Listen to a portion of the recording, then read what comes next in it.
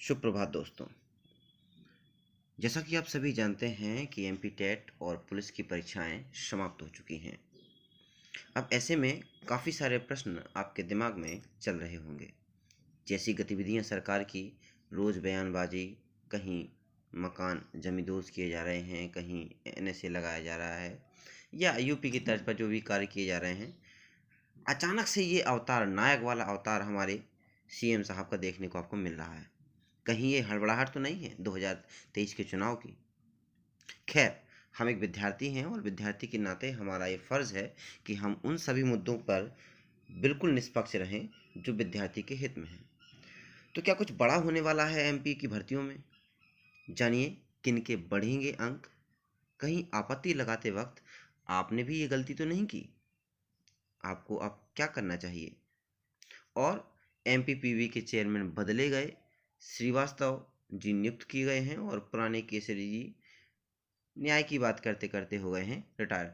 आइए इन सभी मुद्दों पर थोड़ा थोड़ा सा चर्चा कर लेते हैं और देखते हैं कि क्या सुर्खियों में है। तो दोस्तों, सबसे पहले खबर आ रही है एमपीपीबी के चेयरमैन बदले गए, श्रीवास्तव किए गए नियुक्त। पारदर्शिता की बात करते करते रिटायर्ड हो गए केसरी।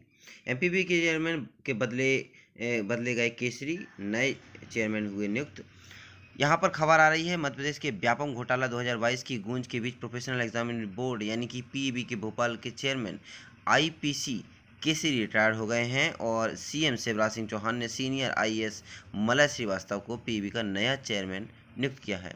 सामान्य प्रशासन विभाग मध्य प्रदेश शासन द्वारा इस संबंध में आदेश जारी कर दिया। बताया गया कि मलय श्रीवास्तव 1990 के बैच के आईएएस ऑफिसर हैं और उन्हें पीबी का चेयरमैन बनाया गया है। अब ऐसे में सवाल ये उठता है दोस्तों कि कौन बताएगा कि सर्वर रूम में कौन था जब आपने जल्दबाजी में केसरी साहब को रिटायर कर दिया, हटा दिया। तो अब ये बताएगा कौन, जांच कौन करेगा कि उस समय सर्वर रूम में कौन था?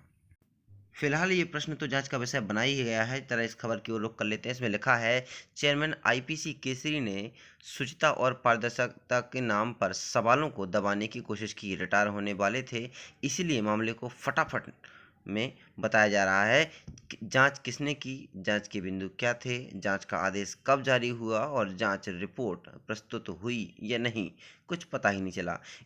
एक बयान जारी करके जांच की बात की और दूसरा बयान जारी करके जांच रिपोर्ट बता दी। यहाँ पर पता चल गया कि जो कुछ हुआ परिवहन मंत्री श्री गोविंद सिंह राजपूत के कॉलेज के कंप्यूटर सर्वर रूम में हुआ। लेकिन यह कौन बताएगा कि परीक्षा के सर्वर रूम में कौन था, कौन नहीं? चलिए दोस्तों, तो अब बात कर लेते हैं, कहीं आपत्ति लगाते वक्त आपने जल्दबाजी में ये गलती तो नहीं कर दी। देखिए दोस्तों, पीबी हो या फिर आपकी पीएनपी हो उत्तर प्रदेश की, उन सभी का ये मानना है कि वो चाहे नेट से वेरीफाई करें अपने आंसर या किसी किताब से, उनका ही आयोग रहता है, उन्हीं के लोग रहते हैं, वही जांच समिति रहती है। इसमें कोई जब तक नई समिति गठित नहीं की जाती तब तक आपके नंबर नहीं बढ़ने वाले। बामुश्किल 1 या 2 नंबर बढ़ेंगे, भले ही आप 70, 80, 90 क्वेश्चन पर ही आपत्ति क्यों ना कर लें। ऐसा मेरा पूर्व की परीक्षाओं में पेपर देने के बाद अनुभव रहा है। दूसरी बात, ये जिस पाठ्यक्रम को पढ़ने के लिए उपलब्ध कराते हैं उनको ही ये नहीं मानते हैं, है ना? जैसे कि मान लीजिए आपने नेट के थ्रू यदि आंसर दिया है तो ये बिल्कुल अमान्य होगा, किसी के नंबर नहीं बढ़ने वाले। जिन छात्रों ने किसी किताब का प्रेफरेंस दिया है, किताब का नाम दिया है, जेपीजी फॉर्मेट में फाइल को वहाँ पर डाला है, तो मेरा ऐसा मानना है केवल उन्हीं के नंबर बढ़ेंगे और उन बढ़े हुए नंबरों का लाभ उस शिफ्ट के सभी लोगों को मिलेगा जिस क्वेश्चन पे है। अब पीएनपी की इतनी बड़ी धांधली जिसमें ये माना जा रहा था कि लोग ये सोचकर संतुष्ट थे कि शायद मेरी परीक्षा में कुछ कमी रह गई, लेकिन ऐसा बिल्कुल नहीं है दोस्तों। आपने परीक्षा की तैयारी बहुत अच्छी की, पेपर बहुत नेक्स्ट लेवल के थे, पैटर्न बहुत अच्छा था। हिंदी और अंग्रेजी में, हिंदी और मैथ्स में स्कोर किया जा सकता था। बाकी के 3 सब्जेक्ट तो भगवान ही मालिक था। मैं कुछ स्क्रीनशॉट आपके साथ शेयर कर रहा हूँ जहाँ पर पीएनपी ने एक ही क्वेश्चन के 2 अलग अलग आंसर माने हैं। इस प्रकार की धांधली भी सामने आई है। अब आप ही फैसला कीजिए कि पीबी में चल क्या रहा है, एमपी में चल क्या रहा है। आप ही लोगों के माध्यम से मुझे एक प्रश्न क्रमांक 53वां मिला है, पता नहीं किस सेट का है।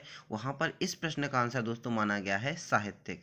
ठीक है दोस्तों, वहीं प्रश्न क्रमांक एक और है मेरे पास जिसमें इसी प्रश्न का उत्तर ये माना गया है कि भाषा पुस्तकालय में फिल्मों से संबंधित पुस्तकें होनी चाहिए। अब देखिए दोस्तों, अभी आप वहाँ पेपर सॉल्व करके आए, आपको लगा मेरे नंबर कम आए हैं। अरे भैया, जब इस प्रकार की आंसर शीट मान के रखोगे तो लोगों के नंबर कैसे आएंगे?